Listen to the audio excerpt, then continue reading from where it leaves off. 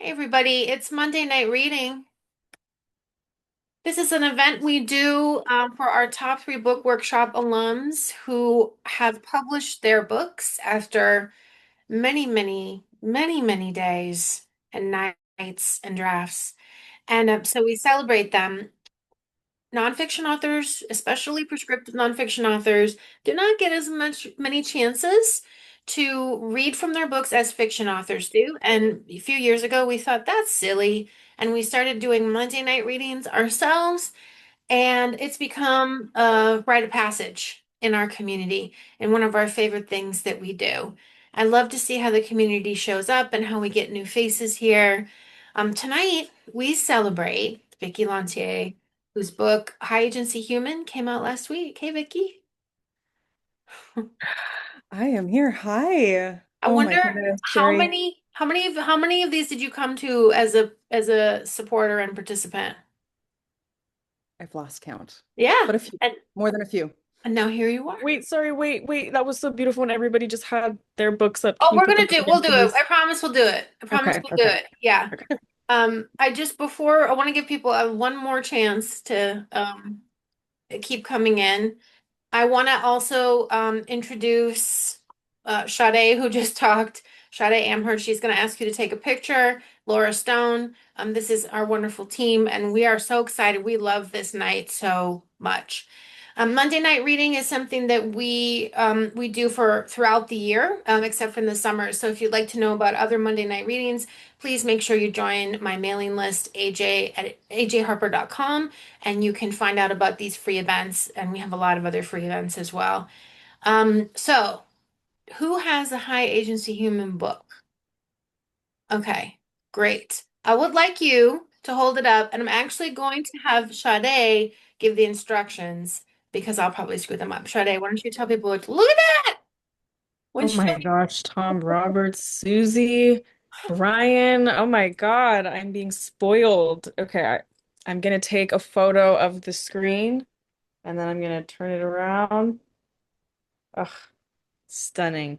It's really a testament to your cover as well, Vicky. Oh, that's so special. Oh, you meant now Janet just put hers up on the e-reader. Oh, heck yeah. Do it again.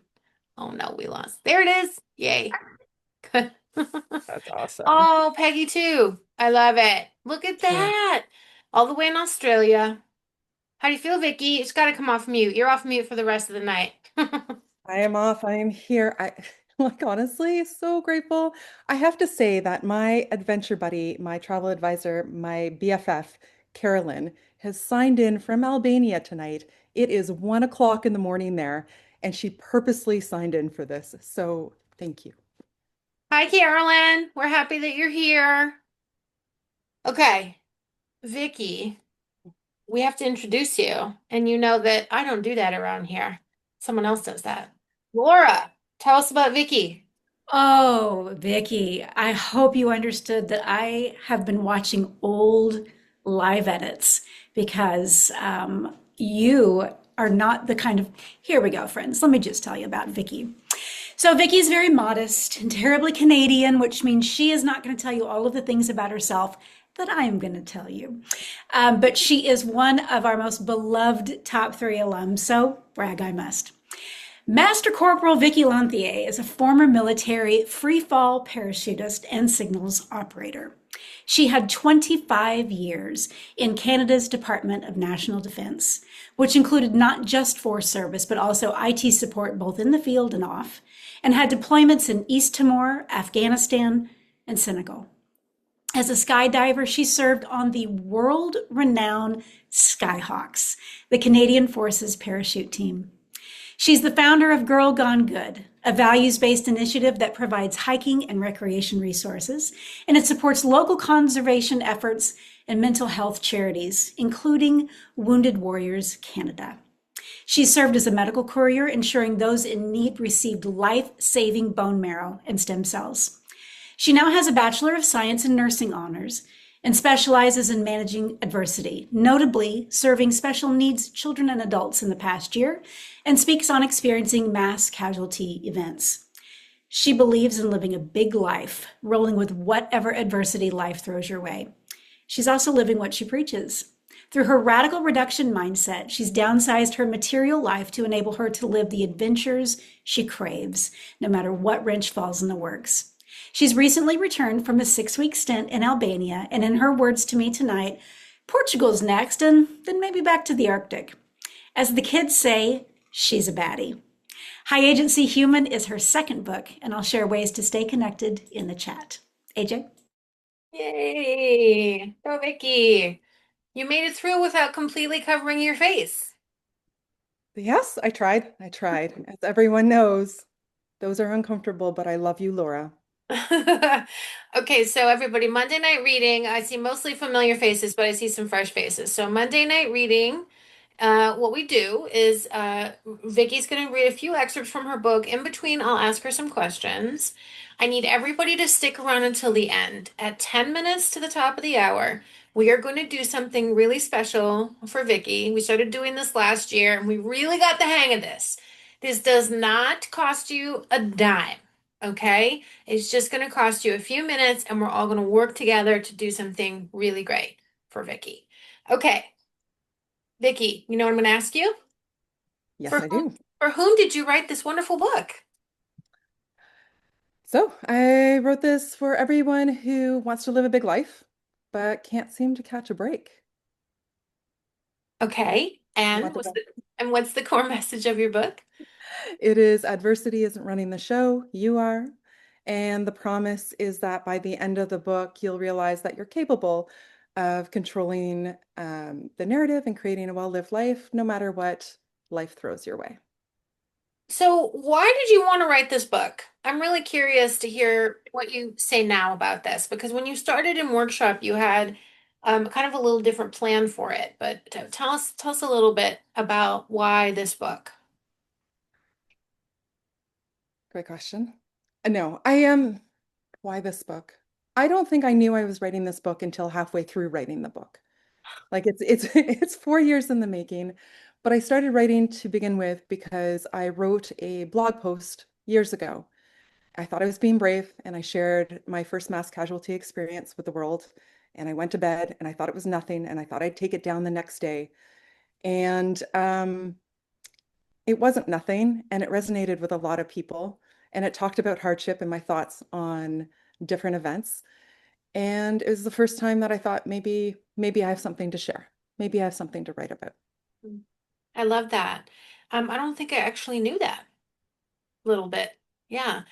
Um, you're going to have three excerpts for us today. And the first one is from chapter one. So I'm going to have you get started. Does it need more setup than saying it's from chapter one? Do you think you have more that you need to tell us about? No, I think we could just dive right into chapter one, only that I'm not reading all of chapter one. I will read a portion and then we'll go on from there.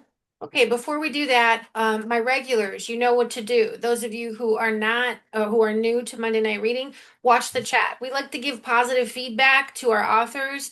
We like to write lines that resonate with us, our impressions of it. We like to fill the chat with that and make sure that the author gets that chat at the end of the night. So please join us if you feel inspired to do so. All right, go ahead, Vickie. Thank you. And I will say as a fun little note that when I recorded the audio version, I learned that reading out loud perhaps isn't my best skill in life. So we're going to dive right in, but you could laugh with me when I skip a word or two. Okay, here we go. Adversity isn't running the show. Most of us hate the grit and thickness in the air. It's wildly uncomfortable. The haze of the desert heat wraps around the mind like a weighted blanket, and a strong headwind batters the body. The pocket of discomfort reminds me of our aliveness. I glance at the long line of troops queuing to get back on the stark gray military aircraft for transport back into Afghanistan. They are engaged in a mixture of laughter, intense discussion, and silence. A technician emerges from the aircraft and walks towards me. With the pained effort of a child being forced to apologize when they believe they've done nothing wrong, he announces, "The pilots want me to ask if you'd like to sit with them in the cockpit for the flight." He awaits my response. "Yeah, all right then," I reply. A few infantry troops behind me scoff. You lucky son of a, my buddy Jones says, throwing his hands up in the air. He's a huge plane enthusiast. The technician frowns. Follow me, Master Corporal. He leads me past the lineup onto the aircraft and up to the cockpit, where the two pilots look back at me from their seats with the biggest grins. I buckle into the bench seat behind them and put on a headset. With the troops now all on board, we take flight. We reach altitude with nothing but blue skies, and the pilots' bodies relax slightly. I figure this is as good a moment as any to ask a favor. Since there are 2 seats available here, could Jones come up as well? I ask in my most hopeful voice. He's interested in planes and would love it. It would make his day. The pilot's hesitation was immediate. Well, we're not really supposed to, one begins. What do I need to get you guys to say yes? I ask. Without missing a beat, one of the pilots replies, what do you have to offer? As I ponder possible responses, the other pilot calls his waypoint into the air traffic control in whatever country we're flying over now. We are flying a pre-selected route, and the pilots call in our location at certain intervals. All right, gentlemen, I'll call out the next waypoint over the radio in my best late-night TV host voice, if you allow Jones to come up here for the rest of the flight. Their faces light up. You're in. Deal. The co-pilot switches seats with me and goes over the radio call signs and what to say. I repeat the sentence over and over in my head. I work in communications, and while it's familiar, Air Force lingo is slightly different from what I'm used to in the Army. The pilot nods that it's time to transmit. I take a breath, press the switch, and speak the rehearsed line with an absurd amount of subtext. As soon as the transmission ends, the pilots whoop with laughter. Right, so can I call the technician to get Jones now? I ask. Yeah, of course, that was brilliant. The technician fishes Jones out of the sea of troops in the back. How awesome is this? And how the hell did you pull it off? Jones asks as he sits beside me on the bench, his eyes wide as saucers, his smile emitting childlike joy. I lean back into the seat, pretty darn pleased with myself. We are flying back into austere conditions, rocket attacks, extreme weather, and the deaths of friends. What we are going through, what we are going back to, is what sweetens this moment in the cockpit with Jones. We hold adversity and well-being in the same breath. This is our big life. In these conditions, we radiate aliveness. I'm at the height of my career, doors now open without me even trying, just like today. I'm a communications expert, respected leader, skilled freefall parachutist, award recipient, and speaker.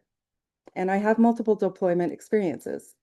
It's a big life at the intersection of adversity and well-being. I did this. I created this. I look out over the pilot's shoulder into the clear blue sky and a palette full of beige terrain staring back at me through the cockpit window. Swirls of possibility for the future dance in my mind. I wonder what those air traffic controllers thought.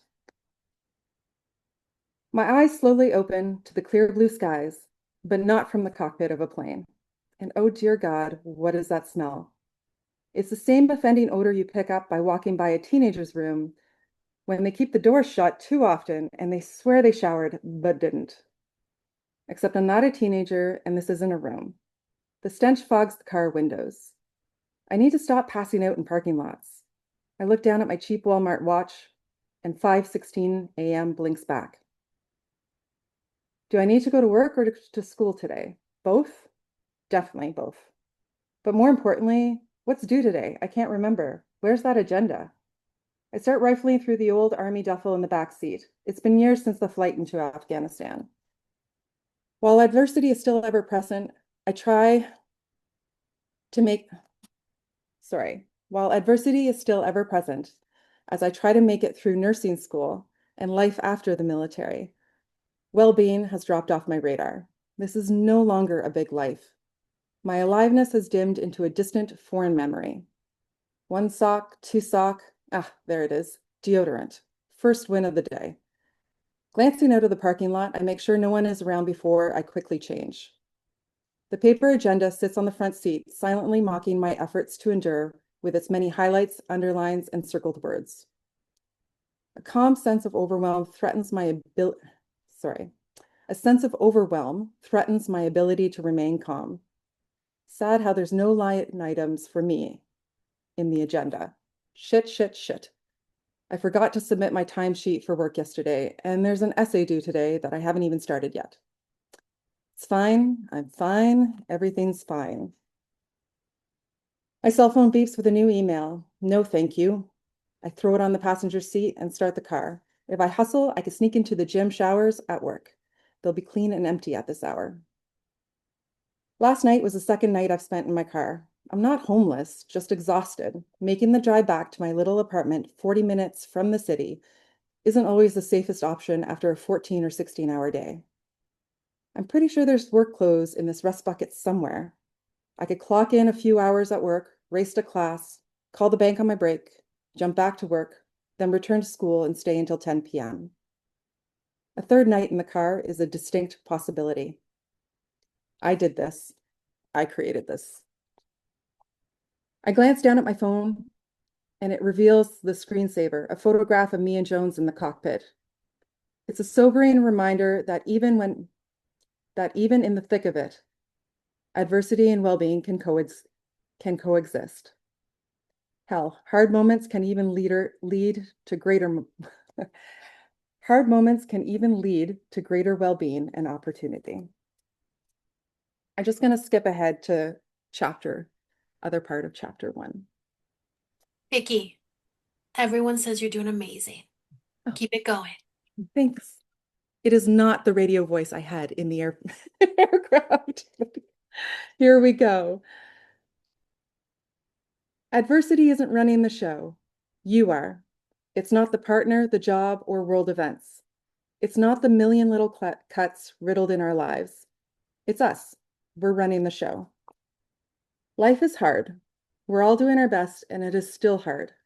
You could be the fittest human on the planet and eat boatloads of greens your whole life, only to face disease. Or you could be the most supportive parent who does everything for your family and is still drowning financially. Or the community cheerleader, the one who shows up to every event, yet struggles with loneliness. You could be all the things, and adversity will still come knocking. In this book, adversity encompasses acute and chronic hardships.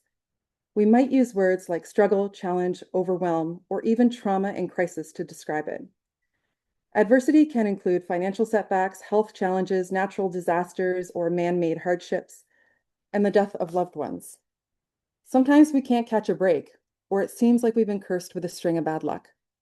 Our challenges can feel like gut punches or a multitude of little cuts over time.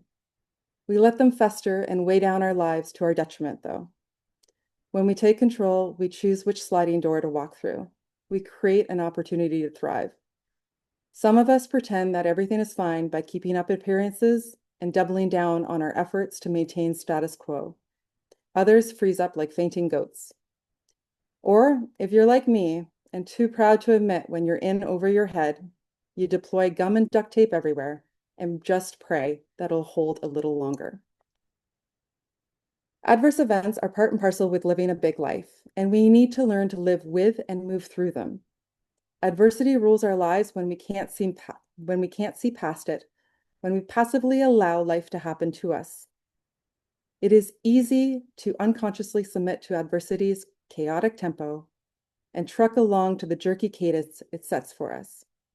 It's also up to us to see that there is a way through, a path ahead, and a means to prepare for a hard time. I click off my phone again, and the picture of my confident past self disappears into blackness. Can I get through this mess I'm in now? Today would indicate otherwise. It's shit. An overdue bill notice has come in the mail. I got a parking ticket this morning, and I'm not sure if I could afford lunch. The mental math distracts me from the class I'm in, but the sense of urgency in the air knocks me out of my worried daydream. 4 students are trying desperately to run a simulation without messing up, a mock emergency in which they attempt to save a dummy's life as monitors beep incessantly and the fluorescent lighting flickers overhead. The group's student leader stutters commands and stumbles to maintain control as the fake patient continues to tank. I see the student leader glance down and then over at her peers, including me. Her hesitation feels like an invitation. I place my hand gently on her shoulder and take over. The sequence runs imperfectly, but controlled. End scenario. All right, let's go over what happened, the instructor says. It's lab day, and instead of practicing giving injections or calculating medications, we're running code drills. The scenarios are a few minutes each, just long enough for us to get a sense of different emergency events. I stand off to the side again, ready to listen. As the professor starts going over the learning points in the scenario, I'm nudged gently in the ribs.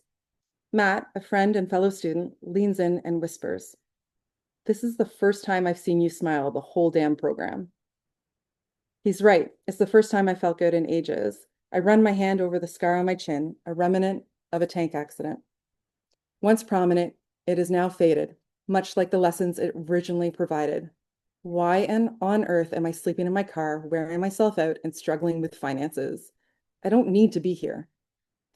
I'm no longer listening to the professor, but lost in the realization that I could choose how to face the struggles in front of me. I make a mental note to mull over what needs to change on our next break. Having high agency means possessing both the belief and the capacity to influence outcomes. It's your intrinsic sense of control and the ability to take ownership over your responses, decisions, and actions instead of letting them be dictated solely by external events or forces. While most accept this broad definitions, academics can't quite agree on the specific components of agency. Some say it's intentionality, forethought, and self-reactiveness, which means motivating and regulating one's own actions, and self-reflectiveness, core features of agency as developed by psychologist Albert Bandura, while others include confidence, competence, and the desire to achieve. Personal agency is closely linked with free will and self-efficacy. It includes both mindset and action. Think of personal agency as a spectrum, not an inherent trait that we are born with, but a mindset that can either atrophy or be cultivated.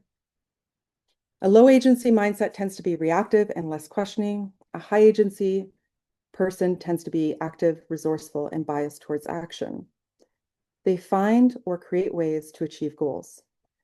The classic example is that people with low agency mindset see life happening to them, while people with high agency mindset believe that they are happening to life.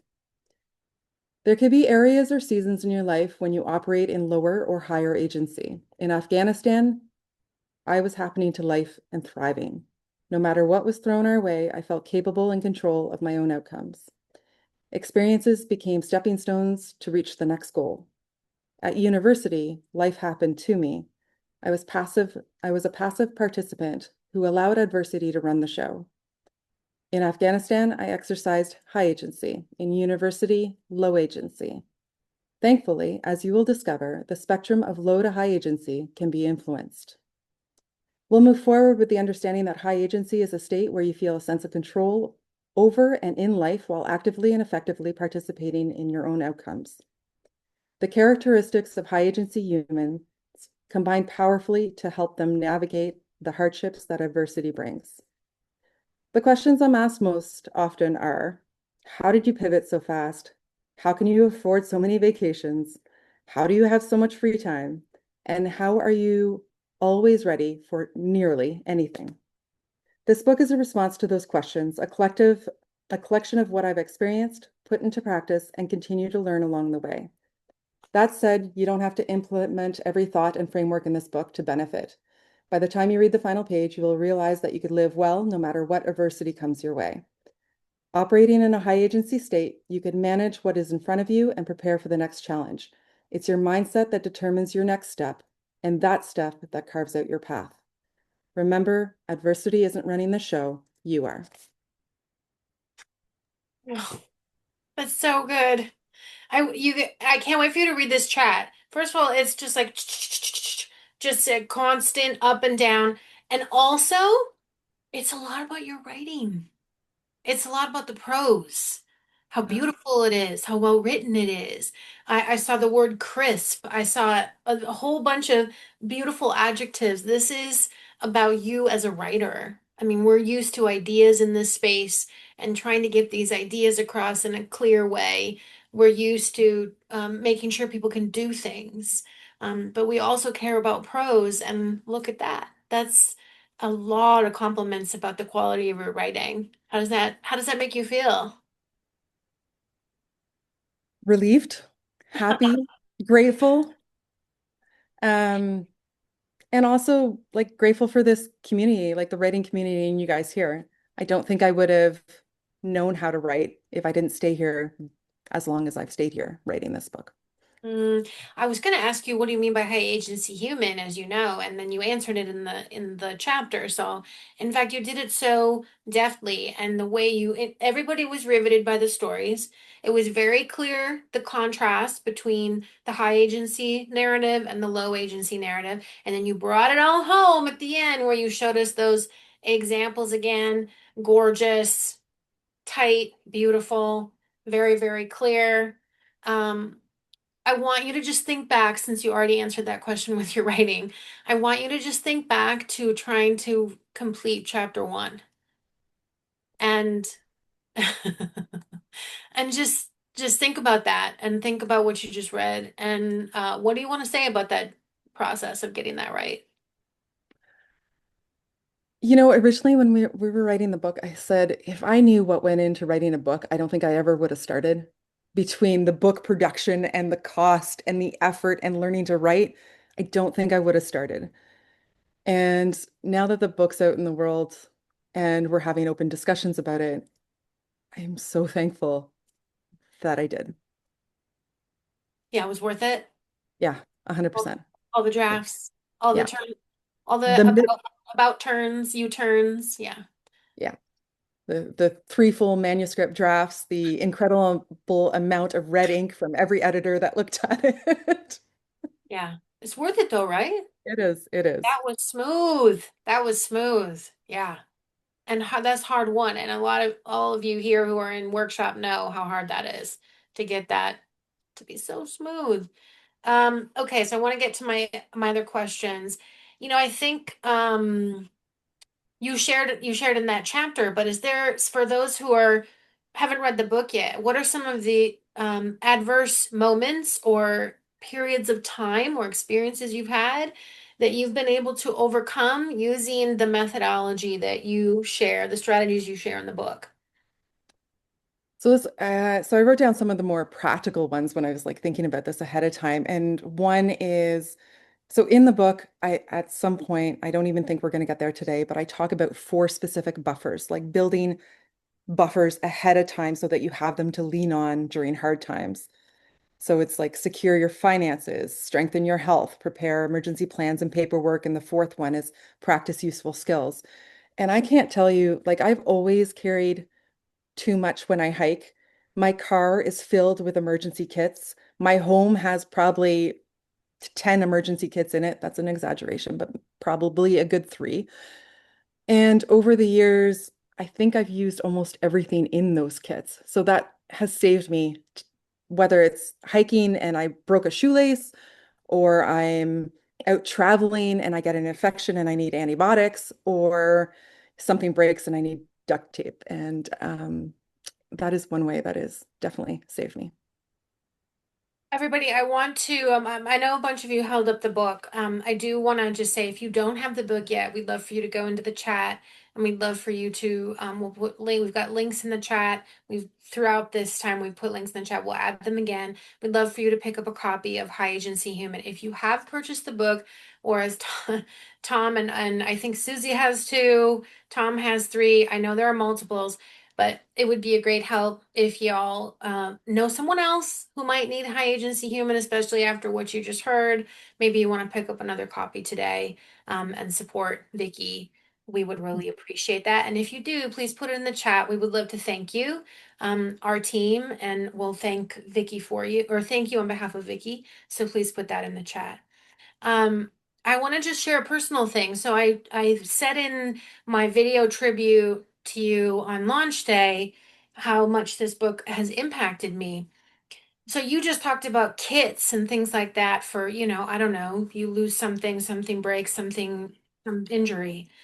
But one of the ways that you've really influenced me is I've started thinking about this time in my life right now, being over 50, and how the norm is to have some sort of family challenge, usually related. Right now, it's parents' health.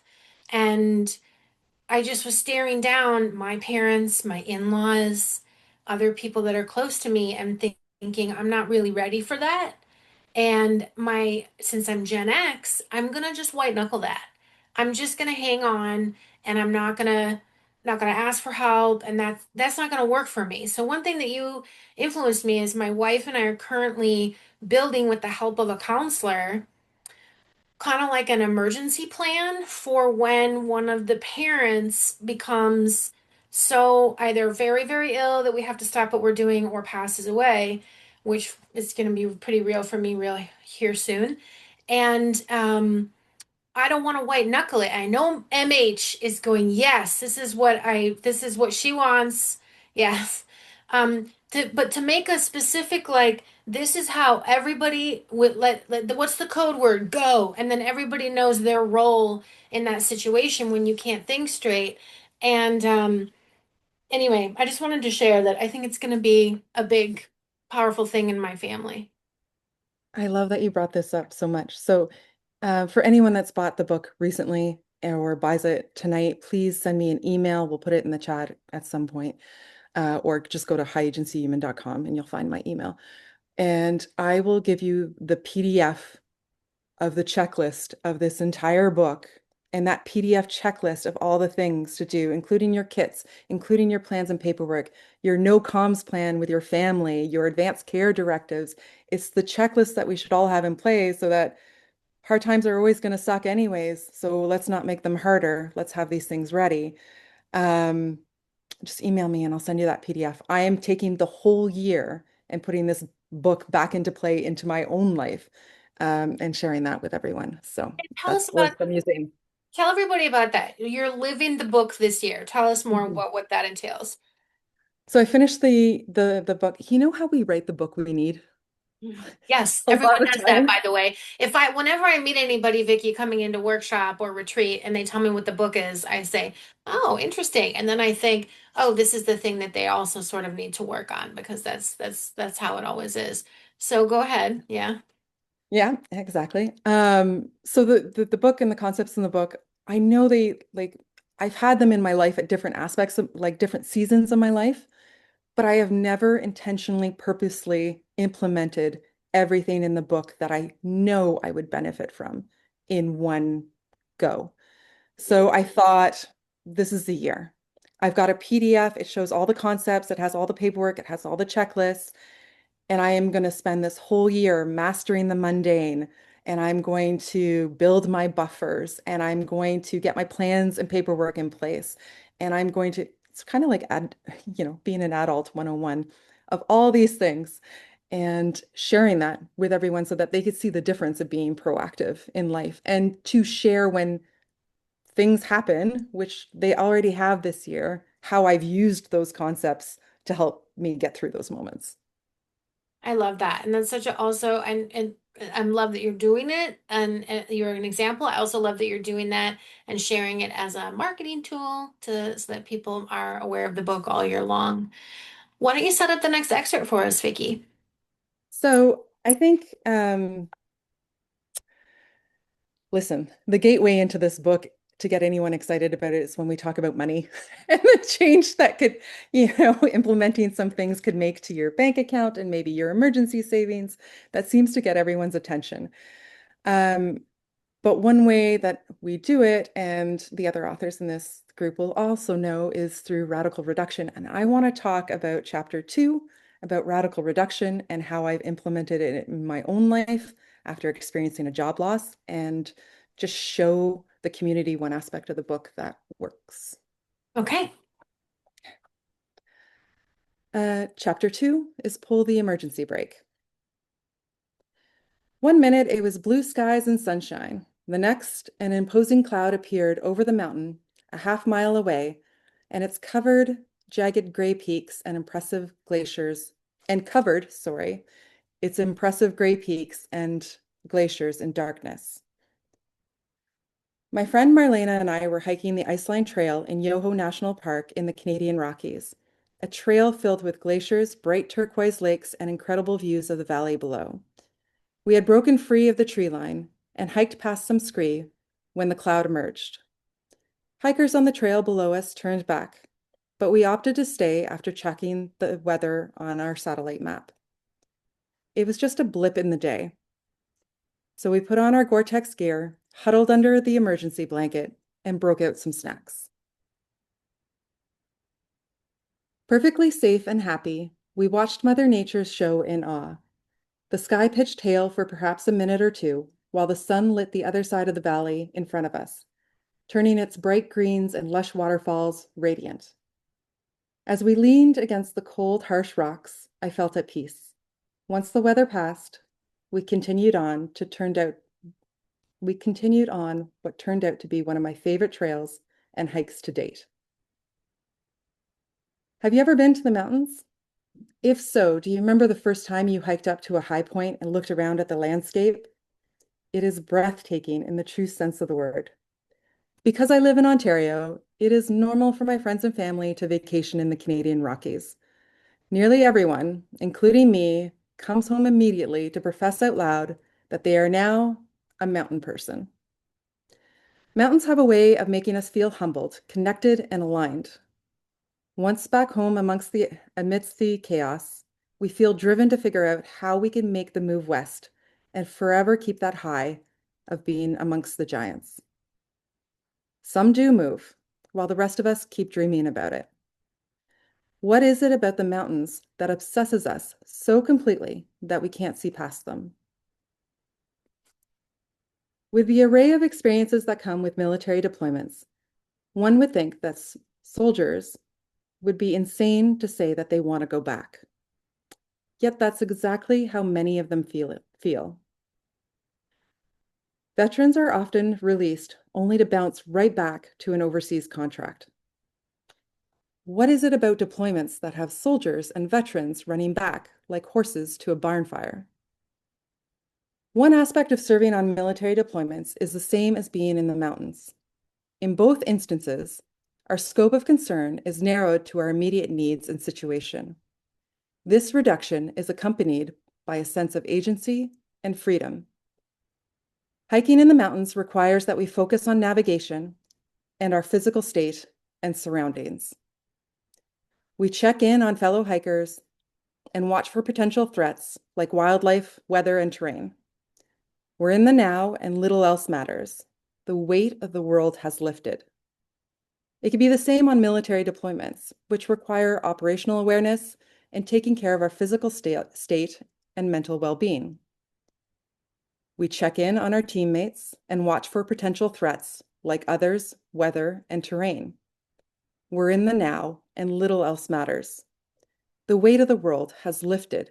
Life is simplified. Not easy, mind you, but simplified, reduced to the most basic needs. This can create a sense of relief so deep, it is almost euphoric.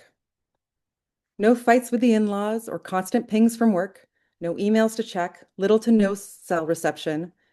Life isn't scheduled in 5-minute increments, and I don't care that John got promoted before me at work or that the neighbor hasn't cut their lawn in weeks. In both the mountains and on deployment, we are brought back to foundational needs. Perhaps there is something to those moments that we could apply to everyday life. Over the years, in the face of adversity, I imposed this state of reduction on myself in order to find my footing again. This act has been instinctual in nature, and yet, as with most things in life, our ideas and actions are rarely unique. The deeper I dove, the more I discovered similar or supporting theories and frameworks that strategically strip life down to its essentials to help people endure and navigate through adversity. In his book Essentialism, author Greg McKeown writes about eliminating the non-essentials to focus on what truly matters, especially during high-stress periods.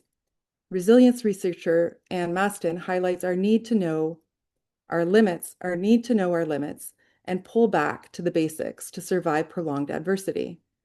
Otherwise, we risk reaching what she calls surge capacity, a term used to describe the upper limits of our ability to use the adaptive systems best suited for short-term survival over long-term stress. The adaptive calibration model by Ellis, Shirtcliffe, and Delgaitis describes how humans adjust effort and energy use based on perceived stress or threat. This biological model recognizes that pulling back is an adaptive, not weak, response. The scope of a reduction can be as wide or as narrow as we need it to be, a pull on the emergency brake that reminds us that we can all create and have control over our futures. This chapter will show you how to hit pause when life speeds up and create space for agency to return. You catch a break by creating one.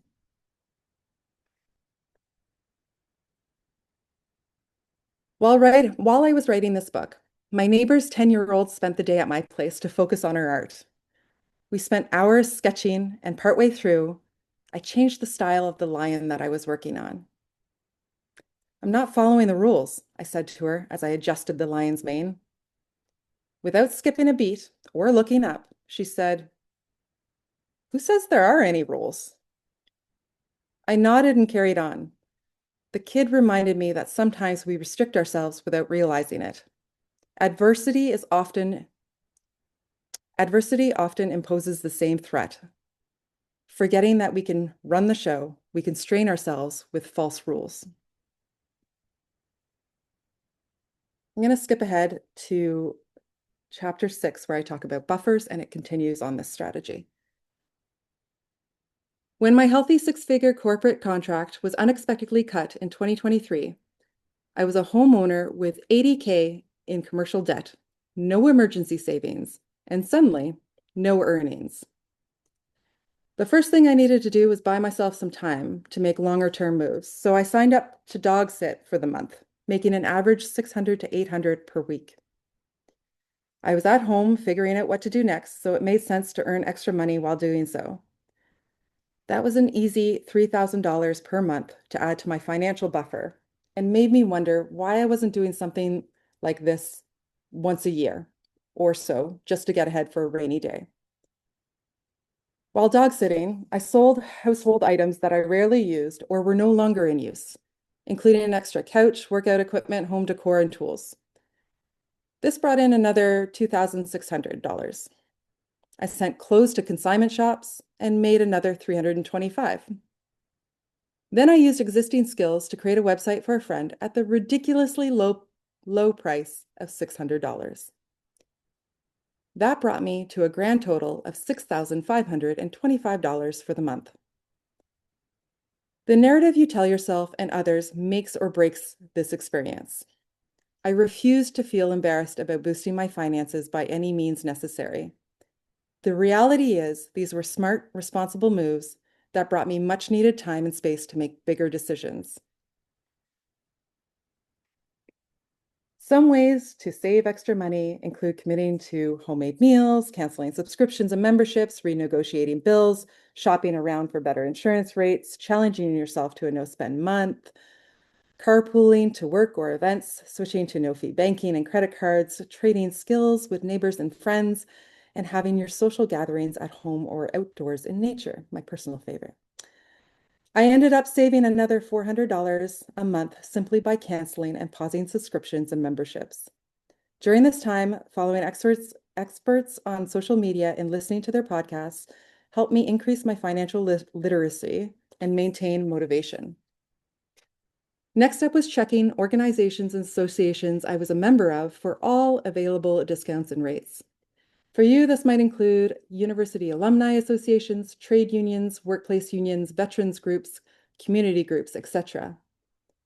I cut my home and car insurance in half simply by asking if there was a group policy available in categories that might apply to me.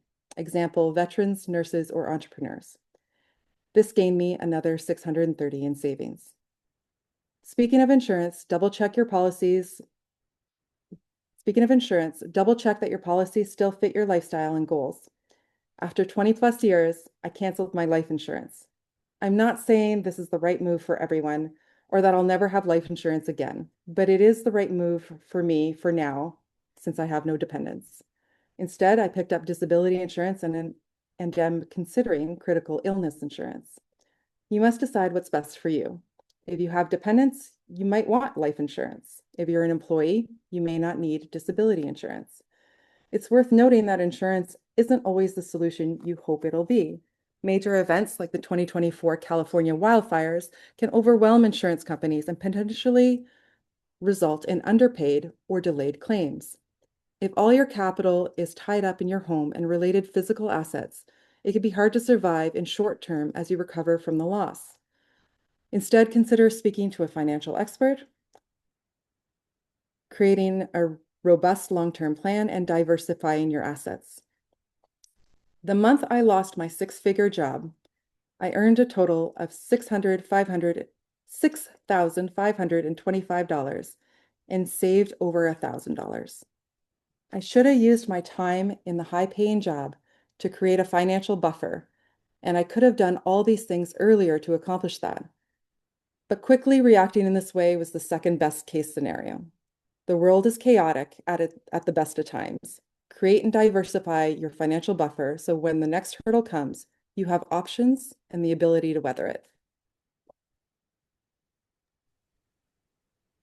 Yay. I'm a super fan of radical reduction. Yes. Okay. I want to be mindful of the time, but I want to know, do you want to read that last 5 minutes? I have a couple more questions for you. What would you No, prefer? we could go ahead with the questions. It's okay. Okay. Yeah. So one of the questions I wanted to ask you is where are we most vulnerable? When you say low agency, where do you think most of us are low agency in what area? Okay, I think a good way of answering this question is I had an event at the library earlier this week, and someone in the audience asked, how do I identify low agency people? Oh, And I thought that was a bold and also incorrect question to ask. The whole point of knowing high and low agency and what we could do to nurture it is to do so within ourselves, yeah. not identify others. It's a self-directed path with the help that of books and professionals and everything else along the way. So when you ask where do I think most of us are vulnerable, Hmm. I think as a population, we're most vulnerable in our lack of buffers. We're Mm-hmm. always sitting at the at the at the wrong edges, the wrong limits of what we can maintain in our lives. Like we're at the max that our credit could allow us, you know, And we time, can't, right? Our schedules and everything, our right? schedules, our time, our finances, our health, we always trying to push those almost in the wrong direction. And I would love to see everyone build stronger buffers. I love it. Buffers. I think we should all get buffers this year. This 2026, y'all. It's the year of the buffers. Build Um, them with me. yes. And then, I really wanted to also ask you if there was one thing you want us all to do right away from your book. What's one thing you wish we would all do? Okay, I'm going to split that into two. If you asked me what's the one thing that you could do immediately to start nurturing high agency, I would say taking a look at the language we use, both with ourselves and others, Hmm. because the narrative we have in our running around in our heads is the reality we walk on life. And so I would say start with language when it comes to nurturing agency. But if you're asking me what I want for everyone, I would say to start their own high agency year. Hmm. Just knock off one thing at a time that you could manage this year. I love that. I love that.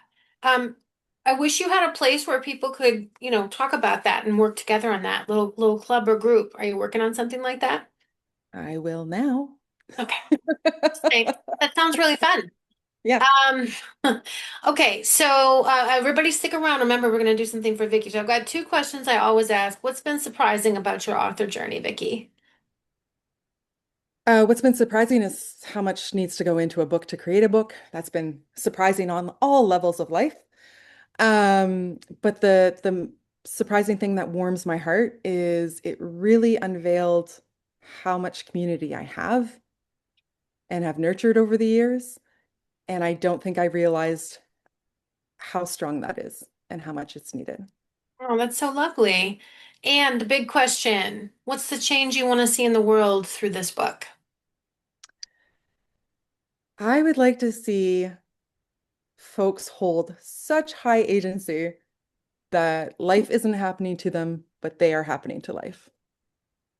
I love that. Can you imagine how the world would be different if that were true? We would all sit a little straighter and just be more confident, no I matter think what. I think we would also be a lot kinder to each other. So Yeah. we wouldn't have all of this stuff going on. So we wouldn't have all these reasons to be so angry all the time. Yeah, I think it would do a lot of good. Vickie, you were a rock star. This was amazing. Thank you. Everybody is so in your corner, as you can see from how many people showed up for you tonight. So much. And okay, we're gonna close out. Is there anything else you want to share with us, Vickie? Um, Anything you want us to do? Just come join me on highagencyhuman.com. Come find me on socials and see what the year is going to look like when I apply this. And just say hi. Like I noticed a lot of people from defense and nursing and all that are here tonight. So thank you guys. Awesome. Thank you all for coming. Thank you, Julie. Thank you, Karen. Thank you, Brian. Thank you, Sherry, for getting those last reviews in. We'll see you at the next Monday night reading. This is a wonderful community, and we're so glad you came tonight. Have a good night, everybody, and congrats, Vickie. Bye, everyone.